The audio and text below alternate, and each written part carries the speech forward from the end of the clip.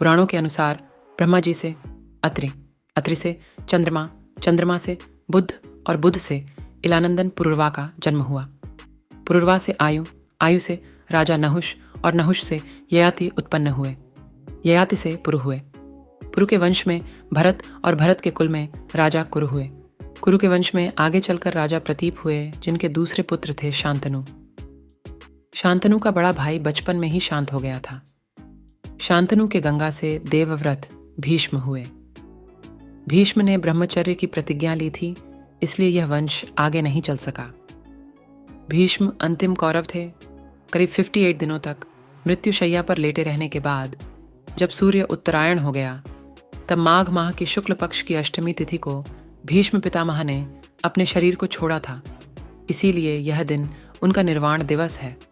आओ जानते हैं भीष्म पितामह के बारे में 10 रोचक तथ्य। पहला रहस्य, राजा प्रतीप हुए, जिनके दूसरे पुत्र थे शांतनु। शांतनु ने गंगा से विवाह किया था, जिससे देवव्रत का जन्म हुआ। यहीं आगे चलकर भीष्म कहलाए। पिछले जन्म में भीष्म 8 वसुओं में से एक वसुद्यु थे। भीष्म गंगा के 8वें पुत्र थे। बाकी 7 को गंगा ने नदी में बहा दिया था। दूसरा रहस्य, गंगा के स्वर्ग चले जाने के बाद शांतनु को निषाद कन्या सत्यवती से प्रेम हो गया। वे उसके प्रेम में तड़पते थे। सत्यवती ने शांतनु से विवाह करने के लिए भीष्म के समक्ष अपने पुत्रों को ही हस्तिनापुर की गद्दी पर बैठने की शर्त रखी। तब भीष्म ने आजीवन ब्रह्मचारी रहने की प्रतिज्ञा की और सत्यवती को लेकर राजमहल आ गए। तीसरा रहस्य, शांतनु प्रसन्न होकर देवव्रत से कहते हैं, हे पुत्र, तूने पितृभक्ति के वशीभूत होकर ऐसी कठिन प्रतिज्ञा की है।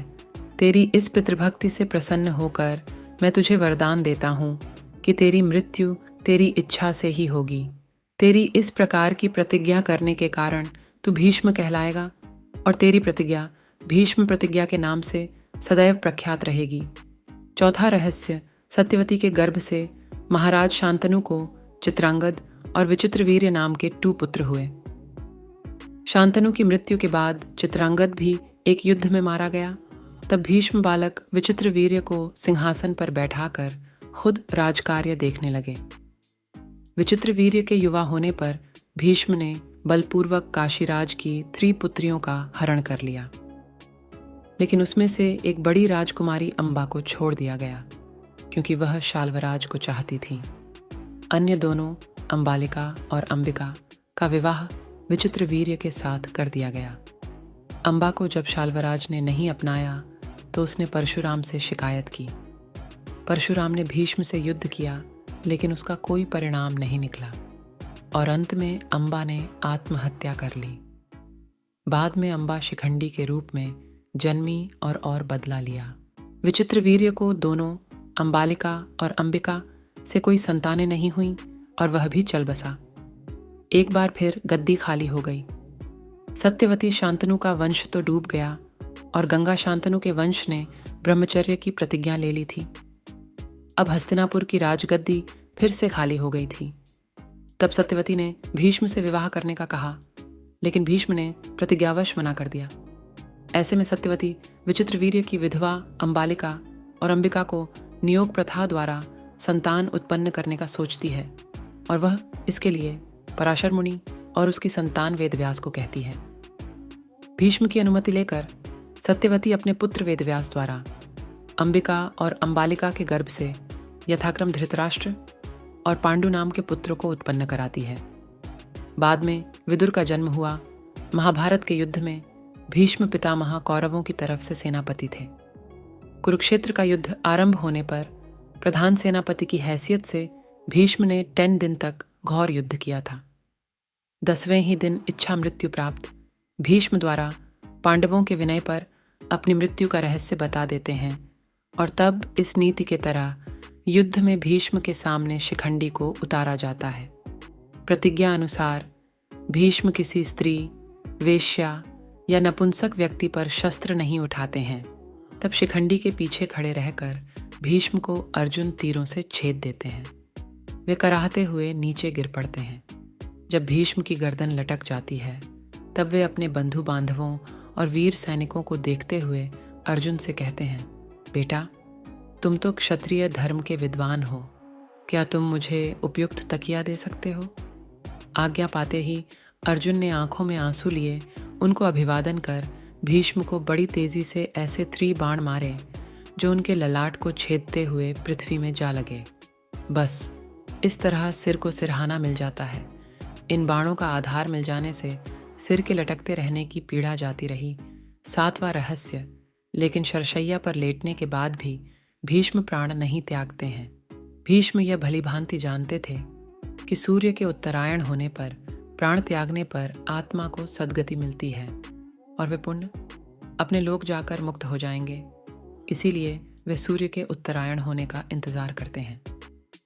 भीष्म के शरशैया पर लेट जाने के बाद युद्ध और 8 दिन चला। भीष्म यद्यपि शरशैया पर पड़े हुए थे, फिर भी उन्होंने श्री कृष्ण के कहने से युद्ध के बाद युधिष्ठिर का शोक दूर करने के लिए राजधर्म, मोक्ष धर्म और आपद धर्म आदि का मूल्यवान उपदेश बड़े विस्तार के साथ दिया। इस उपदेश को सुनने से युधिष्ठिर के मन से ग्लानि और पश्चाताप दूर हो जाता है। यह उपदेश ही भीष्म नीति के नाम से जाना जाता है।